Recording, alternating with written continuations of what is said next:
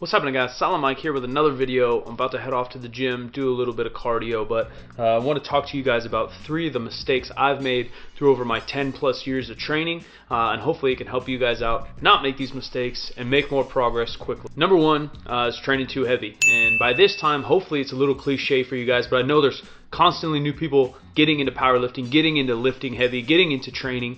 Also new people constantly joining the channel. So I just want to always preach that you have to build strength, not test your strength. And what I mean by that is sets and reps and volume and frequency. And we have to get in the gym and practice these lifts. We have to get in the gym and get better at these lifts, lift in a percentage that allows you to maintain good form, good speed, and build the muscle that we need, rather than testing our strength, always going for a rep max, always going for a 1 rep max, 2 rep max, 5 rep max, whatever it is, always, even if we're doing a set of 10 on bench or something, always going to that grinding or failure is in the long run going to hold us back from the gains in both the skill, hypertrophy, and power output that we need to build that strength up. So mistakes I made over time was always lifting too heavy, testing myself.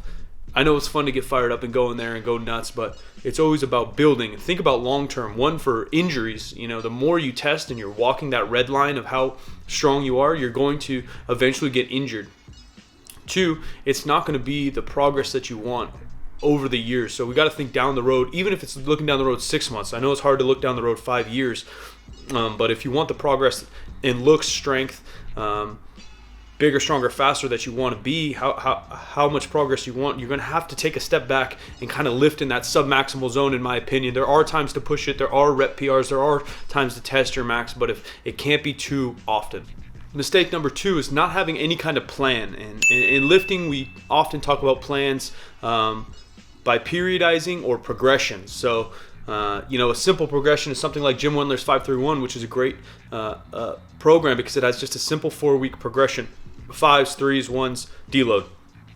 Something like that is awesome. Will it take you to your utmost potential in 10, 20 years? Maybe not, but it is a great place to start because it has a progression. You can get deeper into periodizing, as in microcycles and mesocycles, breaking things down into a year, 6 months, 3 months, 2 months, and then a month, and hitting a goal, whether that is a rep max, whether it is a certain amount of volume or a certain skill acquisition, getting better at a certain lift during those periods, and layering 1 week to the next week to the next week, and then 1 month a block, building up and helping that next block, whether that's building muscle and then building a skill and then testing your max in the most basic form, something like that. But having a plan, having a true goal, writing that goal down, having it in your head every session, and having a plan will allow you to progress faster than going in the gym and winging it. Is fine and it's fun, but if you're here for progress, which is I am, what makes me happy is progress, getting better, doing something better, helping people better, being a better coach, YouTuber, Instagrammer, podcaster, whatever it is. Getting better at something makes me happy, so you have to make sure